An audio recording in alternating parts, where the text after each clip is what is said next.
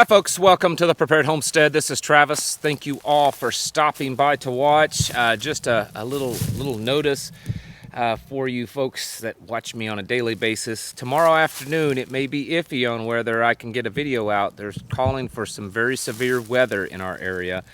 High winds, 70 plus mile an hour, baseball size hail, potential for tornadoes, lots of lightning, all of that, and so that could make it difficult to get a video out. So if you don't see a video from me tomorrow afternoon, it's not the end of the world. We haven't, hopefully I haven't been called off, but just thought I'd let you know, give you a heads up, just in case, because some of you, it bothers you if I miss a video. Remember a week or two ago, I mean, so much stuff happens, and I'm getting older, so I can't remember the exact dates, but remember a week or two ago, the video that you saw, I've played it, many others played it, where it showed the illegals at the border that were rioting, basically. They pushed through the Texas National Guard barriers and were trampling them, and it was chaotic. Remember that? Remember that? Well, today, a judge in El Paso ordered the release of all of those people. They did round them up. At least I guess most of them, I don't know, but according to the story, that they were able to get that under control and round them up, and they arrested them. And a judge today in El Paso released them into their own recognizance, okay? Basically, he says that, well, there's not enough yet to have a case against them, so we're just going to release them, and that at some future date, when a court date is finally set, then they'll have to come back on their own to face the right, yeah. How many believe that these people are actually going to show up? So they did this and were arrested for it, and then our justice system released them. To me, it's just going to empower even more, because they catch the news on the south side of the border, and so they're gonna hear that, and they're like, well, if we just rush the border and plow over the border guards, they're not going to do anything about us, and the judges are just going to release us. Stuff's coming, folks. I've been hearing, and it's not, I guess, widespread, but I have been getting tidbits, little tiny tidbits of intel, information from you folks about how you're seeing more and more what appears to be illegals moving into your areas. And it typically, when I hear this, it's not like I live in New York City, or I live in LA, or I live in Chicago, or I live in Dallas, the places where you would see maybe illegals come in. I'm talking about, I live in this little small town in the middle of, Pennsylvania, or Ohio, or Alabama, or Missouri, or Arkansas, or Kansas, or South Dakota, whatever. And all of a sudden, we've got like these groups of what looks to be African immigrants, or Middle Eastern immigrants, or, South American immigrants that they don't speak any English. It's different. They just showed up in buses. They've moved into some apartment complex, and there's 4 or 5 families living in one apartment. And I don't think that they're here legally. I don't know, but it seems really strange. I'm hearing that sort of, and I've added a little to the stories, okay, but that's the kind of stories I'm starting to hear more. And I've said this many times on here, you need to get ready for this, folks. If you think that the government's going to protect you, whether it's local, state, or federal, then you're sadly mistaken. Yes, there are some local governments, some local police departments, local sheriff's departments that have made it verbally, publicly known that they're not going to stand for this, and that they're going to try to stop this, that they're going to try to defend, do their job and defend the local communities. But not everyone's that way. And so you need to start planning now. You need to start acquiring the stuff that you need now. You need to start training the way that you need now, because this is an all-out invasion. It is. And there are many elements within this invasion that are here to do harm. Maybe not all, but there are many. And it's happening at a rate that is just, it's astronomical. Even if you look at this, the numbers that the government admits to, which we all know are probably fake, okay? But let's just take their numbers.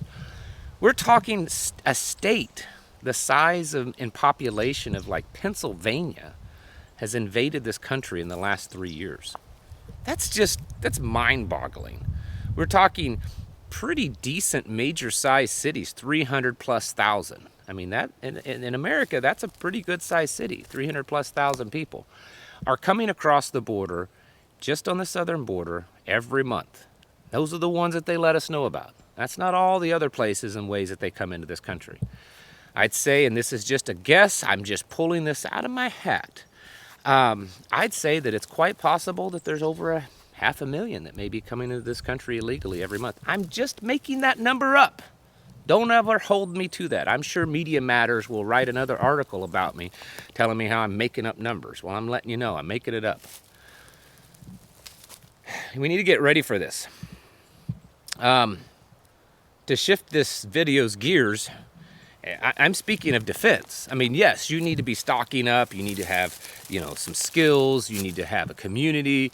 You need to be as far away from this as you can. Even that, you're not going to be completely isolated. You may be better off than if you lived in downtown Chicago or, New York or something like that. But nothing is perfect. And even living out here in the sticks, you're not completely isolated and insulated from this problem. It's going to get there eventually. So you still have to prepare. You need to be self-sufficient. You don't know how bad it's going to get. You may not be able to go into town. It may get too dangerous. It may not be available. Your money may not purchase anything. You may not have the proper paperwork to go purchase things. The food may be contaminated and there's all kinds of scenarios. We've gone over those. I don't need to list everything again. You need to be able to defend yourself, protect your home. If you're on your own, or if it's a husband and wife, and you know absolutely that there's no one else that you can depend on, then you need to be training by yourself. You need to be working on your proficiency with a firearm, but it's more so than that. A lot of people focus on, their skill level of being able to hit a bullseye. Yes, that's great, but really when it comes to training, what's more important is learning how to move and shoot and how to work as a unit together. It doesn't take much to teach someone how to shoot a pretty decent group at a paper target, okay? It's not that difficult. What's more important is learning how to move under fire, how to defend, how to set up, your whole defense system around your property, and how to plan for that. If it comes to that, it's possible it comes to that.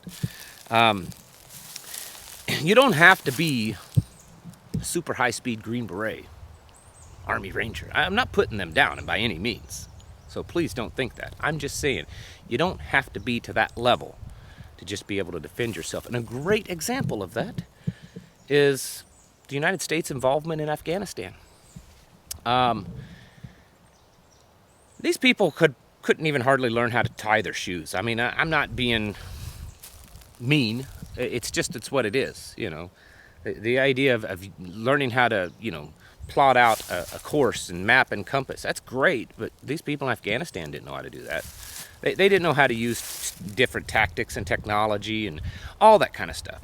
But yet they put up a pretty amazing defense and caused lots of problems for our very advanced and highly trained troops. And really it was because they stayed light, they learned how to move in and move out of a situation very quickly.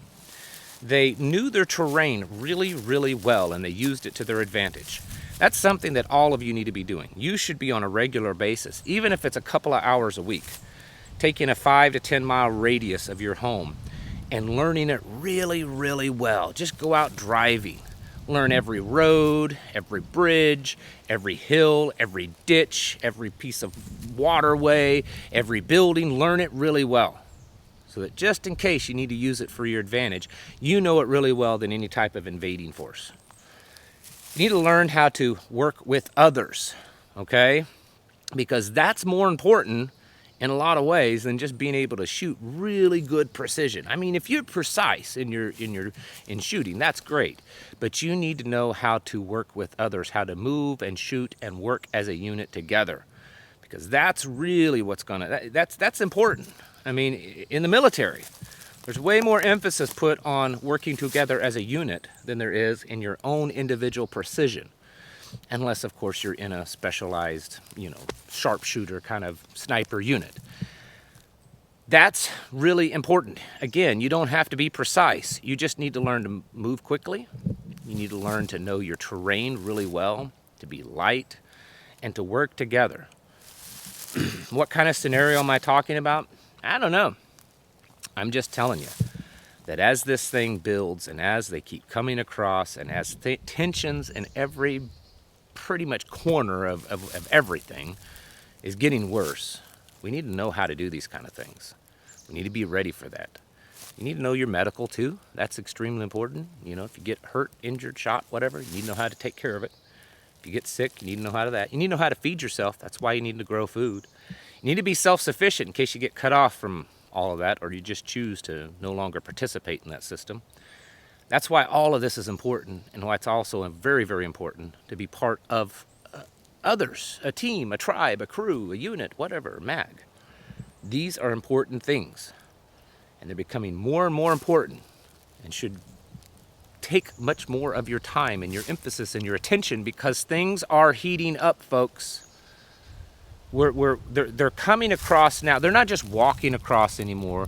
They're not just climbing over the fence. They are rushing it, stampeding our border guard, stampeding our National Guard, our own military service members, and they're getting away with it. They're being released.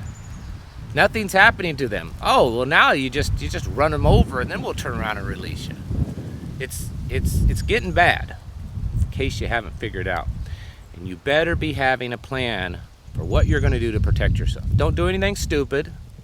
Don't do anything rash, but you just better have some plans in place, because it's quite possible that in not too far off in the distant future that we may see a time in this country where things get to that point. None of us want it to happen, really, but you better plan and prepare just in case it does happen.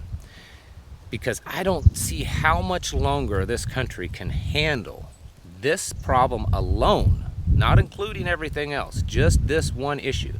I don't see how much longer we can handle this without things really, really start breaking down.